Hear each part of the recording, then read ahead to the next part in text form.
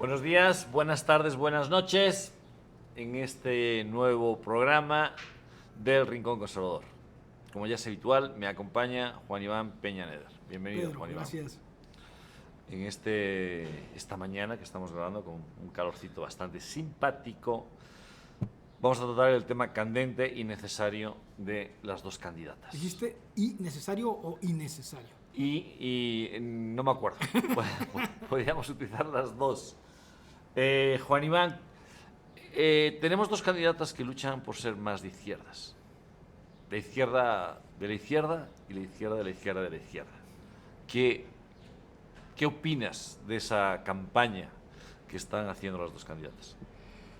Creo que se están disputando un área de control del voto de despensa. ¿Quién otorga más dinero para mantener más control electoral? Y están olvidando por completo la premisa de enseñar a pescar, porque regalan pescado y malo todos los días. Ahora, si partimos, ¿qué porcentaje es el voto de despensa? Eso está muy calculado en México. El voto de despensa es aproximadamente el 45% del voto total, Okay.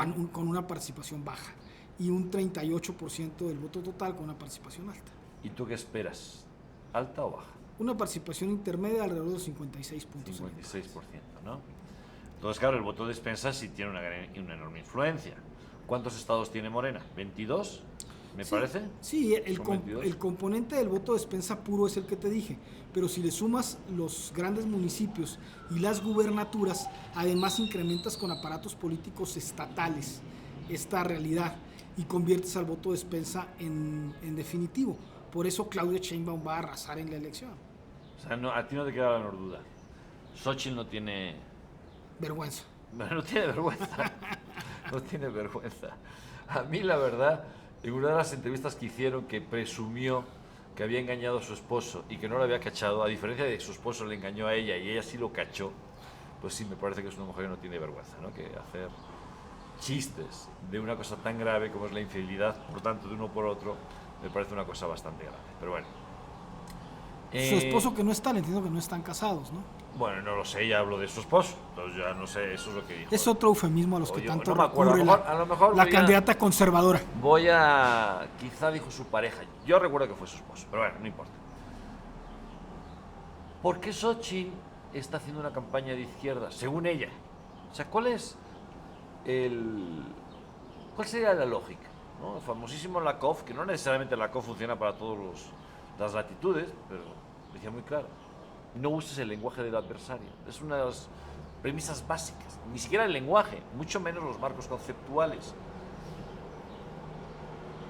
Tan perdidos está la derecha mexicana o el conservadurismo o cualquier cosa que se parezca al libre mercado o al capitalismo, que la candidata para derrotar a la candidata original de izquierdas tiene que usar un discurso de izquierdas o supuestamente de izquierdas. Pues yo creo que ella supone eso, pero lo ineficaz del modelo es lamentable.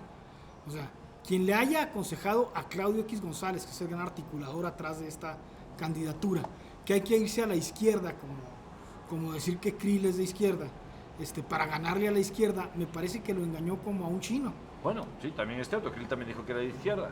Aquí la pelea es decir, como a ver quién es, iba a decir más, pero bueno. Yo creo que tu historia de vida habla mucho de ti y que pueden quitarle muchas cosas a Sheinbaum y a López Obrador, pero no las banderas de izquierda. Me parece que están en una lucha perdida de entrada, pues, ¿no? Exactamente, ¿no? O sea, me parece patético.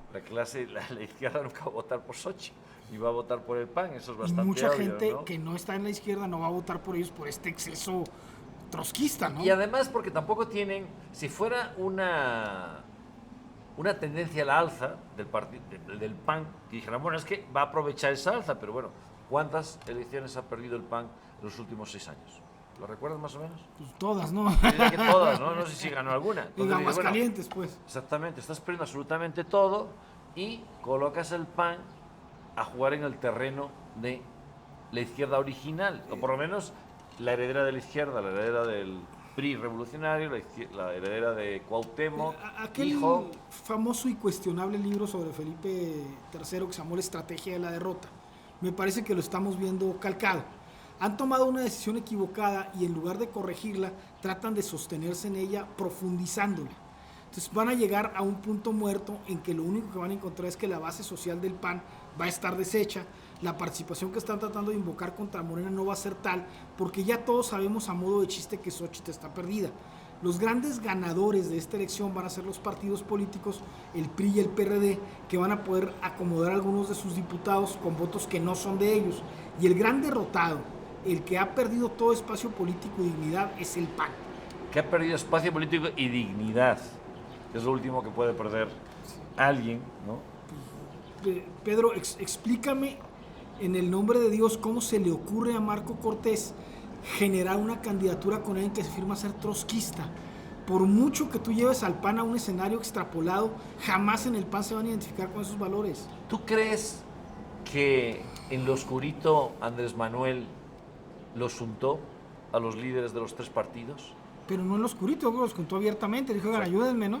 Declaradamente, ¿no? Bueno, o sea, es que los compró. el coordinador, quien impuso, quien declaró y quien dijo que Xochitl iba a ser candidata es Andrés Manuel. A mí me parece lamentable. A mí, por el solo hecho de que Andrés Manuel la destapó antes, yo no lo hubiera postulado, porque te está definiendo la hoja de ruta con toda claridad. O sea, tú no lo pones como hipótesis, como un hecho. Andrés Manuel no sé si postuló. sea un hecho conspirativo, pero de que lo hizo, lo hizo. Okay. La postuló fácticamente. Y yo creo que no es ingenuo como para no haberlo hecho políticamente y tiene el poder y el cinismo suficiente como para habérselo impuesto a los sí, patéticos a mí, por esos partidos. la verdad, toda la charada de la que entraba, que no entraba a Palacio Nacional, me pareció eso una charada. Dijo, esto parece un sketch publicitario, está previsto. Y está previsto, ¿y quién lo permitió? Pues obviamente el que tenía poder para permitirlo, que era el que estaba dentro, para abrir o no abrir la puerta. Y lo hizo crecer y desde su privilegiada tribuna la impulsó, una vez y otra, y la sigue impulsando. ¿Por qué? Porque no le significa ningún riesgo. Porque en el extremo de que alcanzara algún voto por la vía de izquierda solo está reforzando su tesis. Se ha dedicado a defender todas las tesis de López Obrador. Ha dicho que los programas sociales están correctos. Intentó inventar una publicidad para que el INE dijera que los partidos políticos no podían quitarte los apoyos sociales. Pedro, eso es ridículo. Si los partidos políticos componen mayoría en las cámaras, claro que pueden cambiar la Constitución y quitarte los programas sociales. Pues claro. O sea, me parece que están en un debate insulso y perdido para decir, nosotros estamos más a la izquierda que Morena, nosotros, si Morena te da dinero a los 65 años, te lo damos a los 60. Si tú crees que Morena es muy bueno porque te da programas sociales, nosotros te los dimos. Fox dio el dinero a los viejitos, lo cual es una mentira burda, porque el dinero a los viejitos lo dio Andrés Manuel como jefe de gobierno, y Fox lo copió y lo hizo desde la presidencia de la República. Pero todos los mexicanos vivimos eso. Que intenten ese tipo de cosas me parece torpe, deleznable y muy propio de partidos políticos que están en su etapa de extensión. Bueno, ya veo que tienes... Perdón, por el exceso. No, para nada. Veo que ves muy pocas virtudes en Xochitl, creo que menos que yo, que ya es difícil. Pero dentro ¿Tú cuál ves? Te iba a preguntar, ¿qué virtudes ves? ¿Qué cualidades? ¿Por qué la eligieron? Bueno, se eligió el peje, está claro. Pero ¿qué pudieron ver? Fox la escogió para su gabinete porque necesitaba en una realidad chiapaneca todavía compleja, alguien que le diera salida al Instituto Indigenista, y Xochitl pues parecía indígena. Entonces la metieron a administrar ese asunto, una mujer pues de excesos protagónicos, información seria, como la hemos visto todos, capaz de cometer cualquier imprudencia en aras de posicionarse. La ponen en una posición menor y el PAN compra su patiño de izquierda y lo sostiene, y ese patiño de izquierda es el rol que le han venido dando, le permiten que se acerque a los grupos a los que típicamente se oponen al PAN y el PAN se opone a ellos, y van abriéndole cada vez más espacio. Y de repente, una mañana de sol, Claudio X González, que no entiende de política absolutamente nada, es convencido por alguien que una candidatura de izquierda va a ganarle a la izquierda de Morena, que en el país no hay condiciones para una candidatura de derecha, sin darse cuenta que lo que se está debatiendo en el país no es si López Obrador tiene más o menos votos, sino cuál es la posibilidad de dignidad para plantearte la recuperación nacional cuando el narcopacto se quiebre a mediados del sexenio entrante. ¿Vas a votar por Xochitl? No, voy a votar por Eduardo Verástegui. ¿Vas a votar por Eduardo Verástegui? Sí, claro. Bueno, esto lo habrá que tratarlo en otro programa. O sea, no vas a votar por Xochitl. No, claro que no. Muy bien. ¿Y qué piensas de Claudia Sheinbaum? O sea, ¿qué es la otra opositora?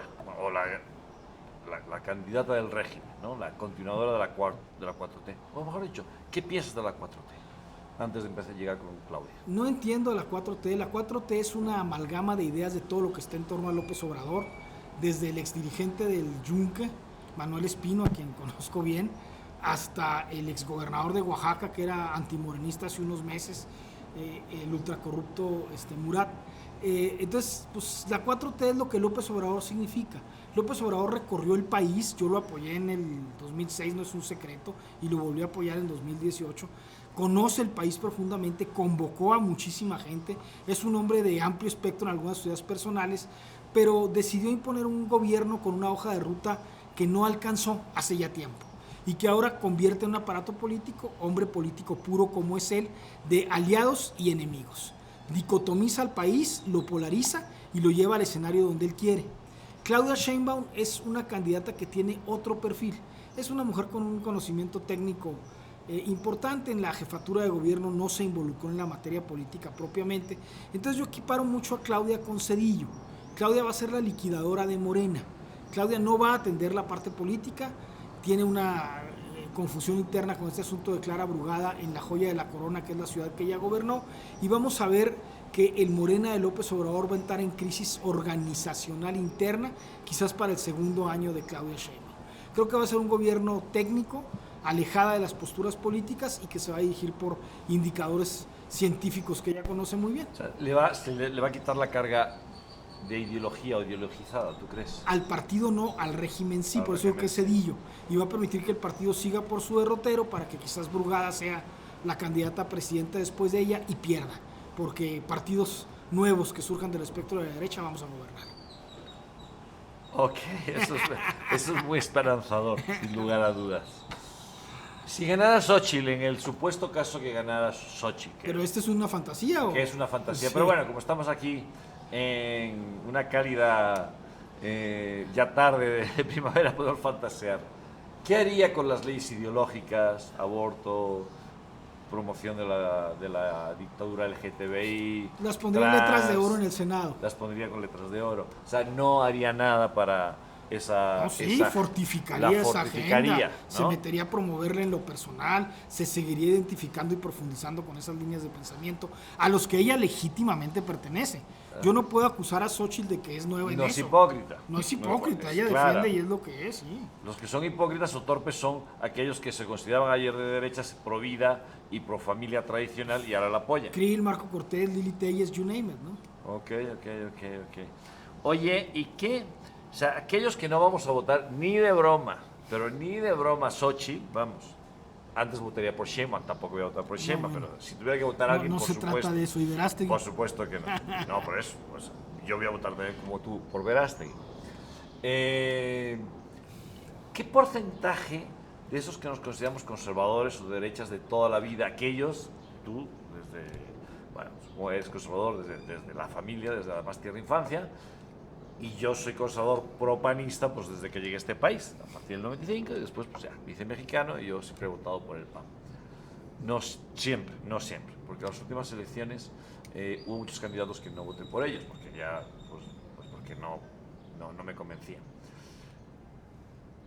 ¿Qué porcentaje de esa gente que estamos desilusionados completamente del PAN, que nos parece que el gran enemigo de este país no se llama Morena, sino se llama Partido de Acción Nacional? Es el gran enemigo porque es el gran traidor. De la zorra esperas que se convierta en zorra, pero de la virtuosa que se convierte como zorra no puedes esperar El dolor mucho. de la indignación aumenta la crisis. Entonces, ¿qué porcentaje de esa gente que hemos sido siempre de derechas y votamos al PAN dejaremos de votar o abriremos a la abstención? En realidad entre un 12 y un 15%, porque no hay por quién votar. MC no llena ese particular espectro. 12-15% de los que votamos, no, hablando del espectro total, del total de los... Del voto total del PAN convertido en 100%, el PAN Ok. va a perder un 45%. O sea, hay un 45% de gente que antes votábamos al PAN y que en estas elecciones No ni lo de van a broma.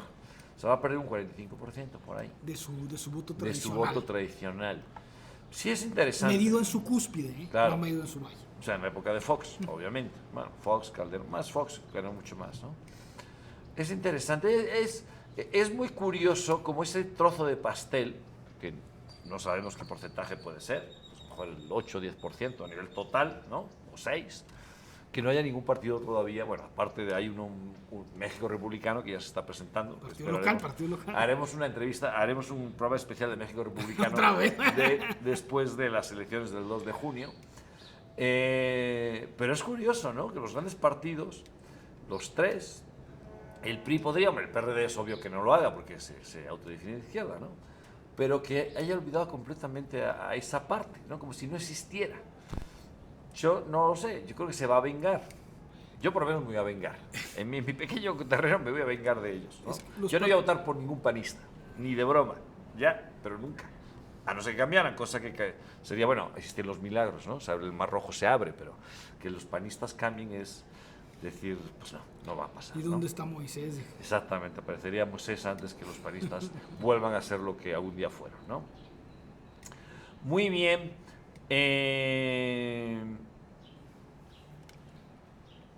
¿Cómo ves el presente y el futuro de estos tres partidos de la alianza? Creo que el PRD va a desaparecer o ya desapareció. Yo digo que el PRD es el equivalente de Gasparín. Está muerto, no se ha dado cuenta y quiere hacer amigos, ¿no? El PRI es un partido de habilidad tal que va a prevalecer en algunos municipios. Se adhirió la parte buena del PRI a Morena y una parte del PRI sobrevive para hacer... Pero el PRI también perdió el Estado de México. Claro, ¿no? O sea, claro, perdió su gran bastión. No perdió el Estado de México. Recordemos que el gobernador priista va a ser embajador. O sea, el PRI se fue a Morena y dejó una parte de militancia en el PRI para poderle hacer favores a Morena, que los está haciendo ahora con toda evidencia, ¿no? Alito fue el primer postulado por el PG, no lo olvidemos, ¿no? El PRI es una red de operación de Morena y el PAN se suicidó. Y yo creo que el PAN se va a reducir al 14-12% de votantes en su voto duro. Ya perdió casi todo lo que pueda perder. ¿Crees que se va a mantener en números en el Congreso, en el Senado? No. Los tres partidos van a obtener la mitad de las diputaciones que tienen ahorita. Que tenían. Sí, porque además los pactos regionales son muy importantes, Pedro, y la conformación de las gubernaturas le da a Morena amplios márgenes. O sea, tú dijiste algo clave, el bastión del PRI que podía por sí mismo sostener la realidad económica de ese enorme partido era el Estado de México, y decidieron y operaron para perder. Entonces, si perdiste el Estado de México, se acabó el PRI, y el PAN ya no tiene nada, o sea, tiene Guanajuato y Aguascalientes. Fíjate que el 2 de julio del 2000, que tuve la suerte, yo estaba recién llegado, llevaba 6 meses ya en mi estancia definitiva, porque había venido varias veces. Cuando estuve en el Ángel y vi a Fox, y pasó al frente a Porfirio, al gran Porfirio, ¿no? Al incombustible Porfirio, supongo que sigue haciendo política allá arriba. Sí, bueno, o allá abajo. Que Dios lo tenga en su gloria. Yo dije, el PRI ha muerto. Claro, yo venía de terminar una tesis doctoral en España acerca de la transición a la democracia en España, donde el movimiento nacional, el movimiento falangista, medio falangista, que era todo, que era el PRI, desaparece después de las primeras elecciones. Y tiene 1 millón de votos, los herederos, y las siguientes desapareció, ¿no? Y casi resucita en cierta manera de forma muy distinta con Vox en 2013, 2014, ¿no? Entonces yo dije, estoy en un momento histórico. Hoy he visto morir al PRI. Pues, oh sorpresa, pues el PRI no murió, ¿no? Ahora, han pasado 23 años, 24 ya de hecho. ¿Sí? En julio pasarán 24 años. ¿Crees que ese camaleón, ese dinosaurio camaleónico, resucitará? ¿Se mantendrá en niveles de 5 o 6% o llegará un momento dentro de este sexenio que va a desaparecer? No, yo creo que se va a mantener en niveles entre el 5 y el 7%, con algunas presencias regionales importantes, sobre todo municipales, porque el PRI le es cómodo al sistema. Entonces hay morenistas que llevan la estafeta PRI que pueden jugar con el sistema. Yo creo que el sistema político mexicano unipartidista ya no existe. Hace mucho que el PRI, el PAN y el PRD eran un régimen completo y ahora lo son el PAN, el PRI y Morena. Yo creo que el PRD sí se extingue porque era la antípoda izquierdista de Morena. Entonces vas a tener un nuevo modelo de país con 2 partidos totalmente funcionales a Morena y Morena en el poder. Durante este sexenio. Si el PRI se va a quedar entre el 5, 7, 8, yo creo que menos, pero bueno. ¿El PAN con qué se va a quedar? Con el 11. Con el 11. Marginal. Entonces, Es que es un 11 atomizado, pues, Claro. ¿no? Entonces, evidentemente, lo lógico sería que surgiera otra fuerza política y van a pensar que estamos haciendo publicidad, pero es que es bastante lógico. Bueno, nos falta Movimiento Ciudadano. ¿Qué opinas de Movimiento Ciudadano? Es un buen cachabotos, yo creo que la parálisis facial no va a afectar mucho al partido, no. Yo creo que el Movimiento Ciudadano es un buen modelo para las clases más progresistas, para determinada generación, que se sienten a gusto con partidos que no los comprometen y con candidatos que no les significan. Entonces, este asunto de los candidatos fosfos o el candidato parálisis facial, pues lo que hacen es dar una catarsis coyuntural precisamente para aquellos que, como tú y yo decimos, no vamos a votar ni por Xochitl ni por Sheinbaum, los que no tienen escrúpulos vamos a votar por parálisis Sí, facial. es una clase media, media alta, progre, ¿no? Salido de universidades, pues sí, ya sabemos, ¿no? De nuestros queridos amigos jesuitas, que los queremos mucho, pero echan progres por todos lados, ¿no? El TEC también que está echando, bueno, ya prácticamente todos, porque el INTAN también es la progresiva total. Habla de la UP, habla de la UP. Bueno, la UP ahí va. Todavía se medio defiende, ¿no? Aunque ya está hablando mucho de empoderamiento femenino y otras cosas, apoyando la marcha del 8 de marzo, pero bueno, ya un día hablaremos de esos temas. ¿Tú crees que Movimiento Ciudadano que defiende las causas de la clase media alta, una visión progresista, ¿no? Más moderna, un poquito menos mexicana, puede pasar del norte, el noreste, noroeste del país hacia el centro o mucho más hacia el sur, sureste? No, la candidatura a Chertorivsky es patética. No tienen con qué arrastrar la base social de Iztapalapa y Gustavo Madero en Ciudad de México por graficar un fenómeno del centro, claro. Y no impactan la Miguel Hidalgo. Entonces están diseñados para sociedades rebeldes que ya no están a gusto con el cartabón opositor. Bueno, yo sí que a mí me sorprendió mucho que la publicidad, las redes sociales del fosfo y de la pelea, pseudopelea entre Marianita y se me fue el nombre, ¿cómo se llama el muchacho? Fosfo. Bueno, el fosfo, ok, bueno, se me fue el nombre. ¿Para qué lo citas? Exactamente, ¿no? Todo eso decía, ¿cómo Samuel puede, se llama. Samuel. ¿Cómo puede ser una campaña tan estúpida? ¿Y a quién le puede llegar esto, Dios mío? Pero bueno, yo creo que sobrevaloré al electorado neolonés, por desgracia, y pues los votaron, ¿no? Ahora, si tú dices, bueno, exactamente, es clases medias, es clases que usan mucho internet, que usan mucho Instagram y demás, pues claro, eso lo llevas a Iztapalapa, supongo que lo llevas a Chalco, lo llevas a la Sierra de Guerrero, donde el internet todavía no llega y la inmensa mayoría todavía no tiene Instagram, y dices, bueno, pues difícilmente una mentalidad como esa puede tener incorporación, ¿no? Entonces, podemos decir que el grandísimo Andrés Manuel, el grandísimo Peje, ha triunfado completamente, ha dejado un erial político, bueno, un gran elemento que es él y su partido, y ha dejado un erial político. Sí, yo creo que Andrés Manuel López Obrador es un fenómeno único en la historia de México. No se van a repetir fenómenos políticos como él. Creo que es un operador político eficaz, pero no encontró el andamiaje institucional suficiente, a diferencia, digamos, de Calles, como para que Morena sea un nuevo PRI. Teniendo, digamos, algunos elementos que puedan haber perpetuado el sistema, el elemento toral de perpetuación del callismo-priismo, que eran los grupos de la revolución repartiéndose el territorio, no existen en Morena porque se están entregando a los mismos factores políticos que son priistas en la mayoría de los casos y panistas en algunos de ellos. Entonces se convirtió en un fenómeno de clase política derruida y ya no convocante. De ahí que fenómenos como el fosfo surjan, no se sostengan porque no están bien diseñados, pero que habrá de surgir la fuerza con el andamiaje convocante que realmente le diga a los mexicanos cómo salir de la crisis económica, cómo acabar con el narcoestado y las narcorregiones, cómo utilizar el nearshoring como fuerza, y que esta clase media intelectual y con muchos valores conservadores tomará el control político del país en el mediano plazo. No hay salida o el país se desintegra. El problema de México es que es un andamiaje sostenido por una cuerda política que fue el PRI y el presidencialismo, y que el PRI ya no existe, Morena no lo sustituye y el presidencialismo de López Obrador no lo puede heredar Sheinbaum. Entonces la verdadera crisis del PRI, la que tú viste en 2000, se está dando ahora. Está, ok, ahora vuelvo sobre eso. ¿Qué rescatarías y qué criticarías fundamentalmente de este sexenio? Como operador político el Peje es casi perfecto.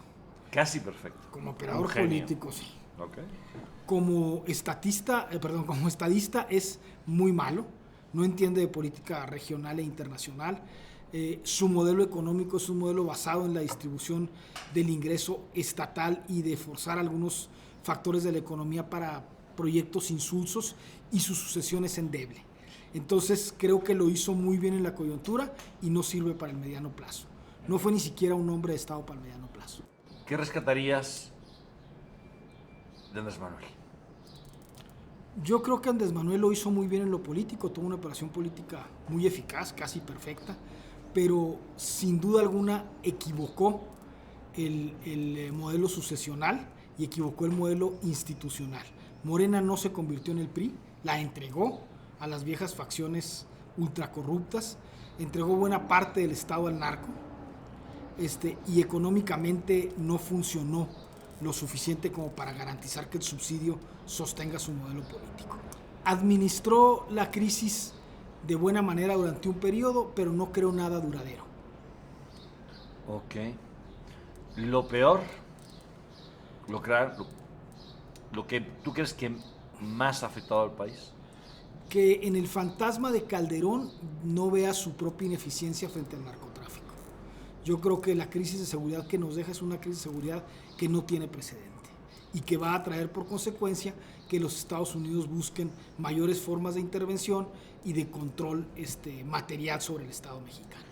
Un antiguo director del CSIC escribió que el caso mexicano en el narco era muy peculiar, porque en otros estados el narco había pactado con el gobierno. En el caso mexicano, el gobierno es el que había creado el narco, es el que administraba el narco. Empieza la historia desde finales del siglo XIX hasta, bueno, pues el libro desde hace 10 años o 15 años, ¿no? ¿Tú crees que ha seguido la misma pauta, que el gobierno es el que administra el narco? Hace mucho que esos parámetros se rompieron. También el factor norteamericano es importante porque los Estados Unidos necesitaban droga durante las guerras para sus ejércitos. Me parece que el tema no es histórico, me parece que el tema es la degeneración del modelo. Permitiste que el narco variara su negocio, se convirtiera en un luchador local y tomara control de territorios y de muchas otras facetas económicas. Prostitución, desde prostitución hasta aguacates, desde migrantes hasta derecho de piso. Entonces ya no tienes un problema de narcotráfico, tienes un problema de crimen organizado que controla territorio y es un protoestado. Que cobra impuestos. Cobra impuestos, imparte justicia, en fin, ¿no? Sustituye al Estado. Muy bien.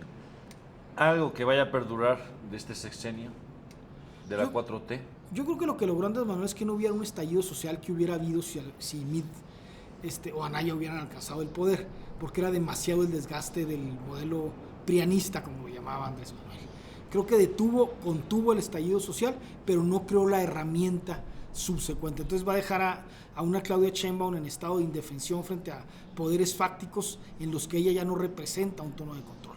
Por primera vez la presidenta de México no va a ser el factotum de las decisiones políticas del país. Van a ser los gobernadores, el narcotráfico, el ejército e, insisto, el creciente factor norteamericano. Sí, porque además el ejército, como usando una palabra que odio con toda mi alma, lo ha empoderado. Le ha dado absolutamente todo. Le ha dado muchísimo dinero. Le ha quitado poder. El ejército era autárquico, no necesitaba negocios para ser poderoso y lo metió en una cancha en la que no sabe jugar. Entonces, el ejército mexicano sobrevivió, fue sumamente sano y poderoso, mientras teníamos los gorilatos en toda Centroamérica y teníamos los golpes de Estado, buenos o no, de Sudamérica, en Argentina y Chile. Lo cierto es que el ejército mexicano había mantenido una institucionalidad muy sólida porque estaba en los cuarteles, fuerte, enriquecido y con un rol específico. Cuando lo volviste transversal, le quitaste poder porque ahora el ejército dejó de ser la institución más aplaudida por la sociedad, por ser una de las más cuestionadas. Y el ejército era... porque participa de los negocios. El ejército era fuerte y poderoso, no solamente en términos materiales, sino también en términos de axiología. Ok. ¿Qué crees que Claudia va a mantener? ¿Qué cosas o qué políticas va a mantener Claudia de la 4T? Necesariamente las políticas sociales en el rubro de distribución, y creo que Claudia va a tomar una lista de parámetros internacionales medidos por región y va a dedicarse a hacer crecer indicadores en distintos rubros. Va a incrementar el nearshoring, va a hacer más autopistas, va a trabajar en lo que puede y va a dejar de lado la seguridad. Va a ser un rubro casi abandonado, por lo que ciertas voces van a crecer, y va a dejar también prácticamente abandonada la política.